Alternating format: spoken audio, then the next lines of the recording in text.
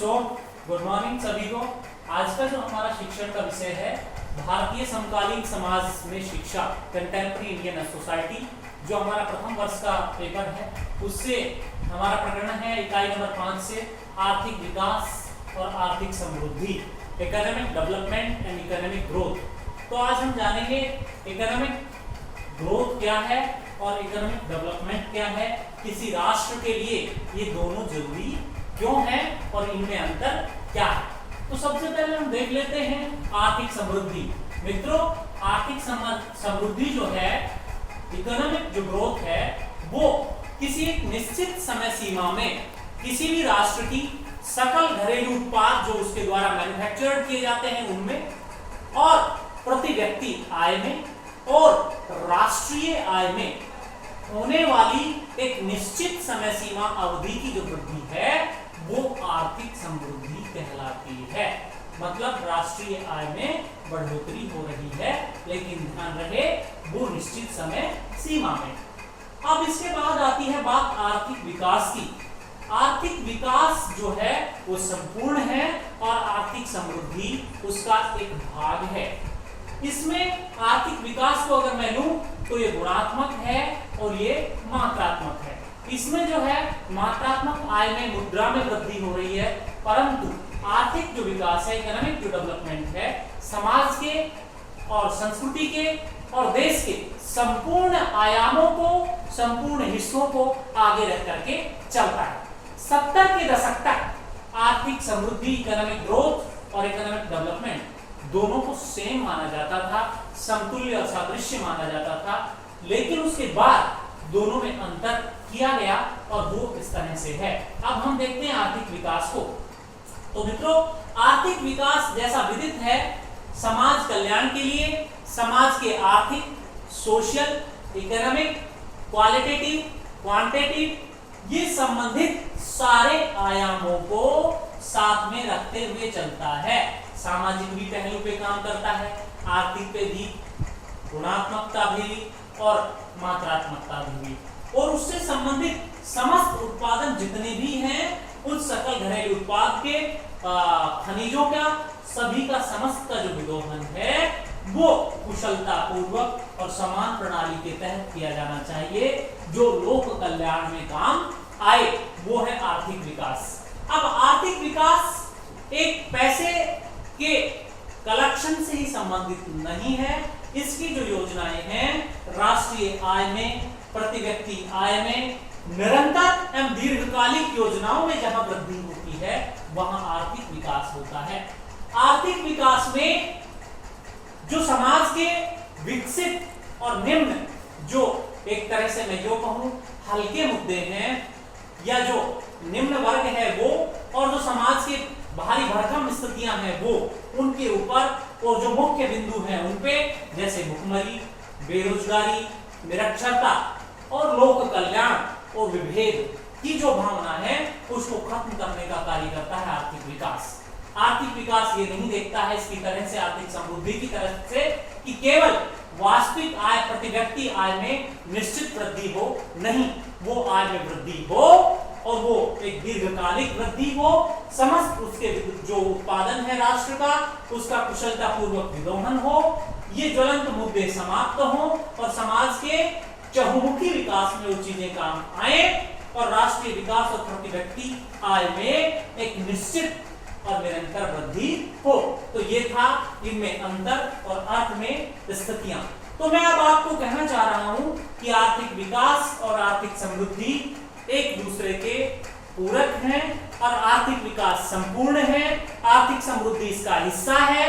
ये केवल सिर्फ और सिर्फ मात्रात्मकता के ऊपर जोर देता है आर्थिक समृद्धि, लेकिन ये जो आर्थिक विकास है ये आर्थिक समृद्धि को साथ में लेते हुए, आर्थिक विकास को साथ में लेते हुए, आर्थिक विकास की वृद्धि दर को साथ में लेते हुए समाज के ज्वलंत मुद्दों के साथ में, प्रोडक्ट की गुणवत्ता के साथ में, मात्रात्मकता के साथ में, सामाजिक, आर्थिक और राजनीतिक पक्षों को भी साथ में लेकर के चलता है। तो ये थे इनमें कुछ सामान्य से अंतर। अब हम देखते हैं समाज के आर्थिक विकास को प्रभावित करने वाले कुछ कारक भी हैं जिनके कारण आर्थिक विकास जो है समय के अनुसार प्रभावित होता है।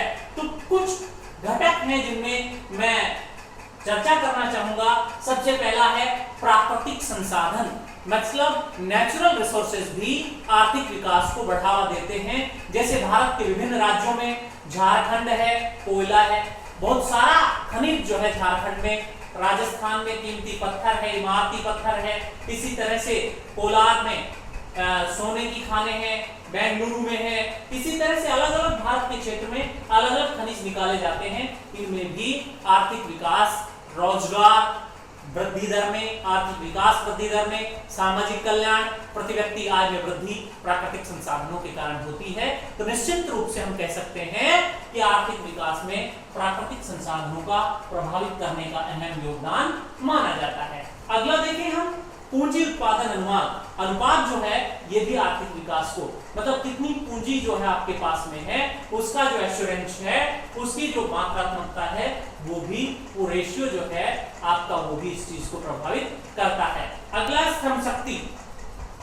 श्रम शक्ति जनसंख्या और संगठन, ऑर्गेनाइजेशन कैसा है आपका, उसके अनुरूप ये भी प्रभावित करता है आर्थिक विकास को, कि किसी भी चीज को जब तक आप वेल ऑर्गेनाइज करेंगे, वेल मैनेजमेंट में नहीं लेके आएंगे, तब तक आर्थिक विकास में कहीं ना कहीं प्रभावित और उसके कुप्रभावित होने के जो अवसर हैं वो ज्यादा माने जाते हैं। अब आती है श्रम शक्ति और जनसंख्या।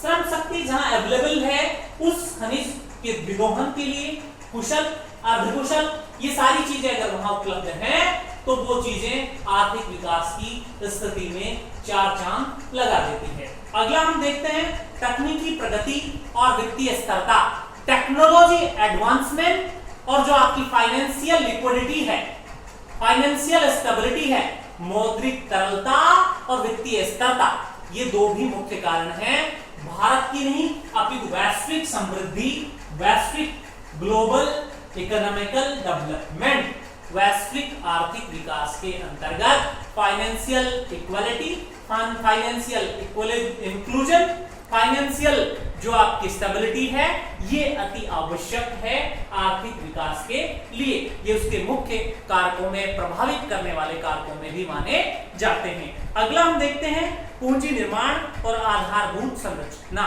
जो आपका फंडामेंटल स्ट्रक्चर है वो, और दूसरा पूंजी निर्माण, कैसे आप वहां से जाकर के मनी को, पूंजी को निर्मित करेंगे, कितनी आय वहां से लेंगे, ये चीजें भी उसके एक मुख्य कारकों के अंतर्गत मानी जाती है। अगला देखते हैं हम विकासात्मक नियोजन, डेवलपमेंट प्लानिंग जो है आपकी, डेवलपमेंटल प्लानिंग, कि उसको आगे बढ़ाने के प्लान क्या क्या है आपका, उसके ऊपर आगे का विजन क्या है, वो चीजें भी मायने रखती हैं किसी भी एक मिनी ऑर्गेनाइजेशन को, मिनी फैक्ट्रीज को, उद्योगों को, वेल एजुकेशनल इंस्टीट्यूट को, क्योंकि ये भी सारी चीजें आर्थिक विकास में योगदान देती हैं। अगला देखते हैं हम गैर आर्थिक घटक। ये तो थे हमारे आर्थिक घटक। गैर आर्थिक घटक में होता है सामाजिक घटक, राजनीतिक और धार्मिक घटक। अब इसमें मैं आपको एक उदाहरण देना चाहता हूं, राजनीतिक, आर्थिक और ये सामाजिक घटक में धार्मिक घटक जो थे, इनके अंतर्गत कई बार आपने देखा है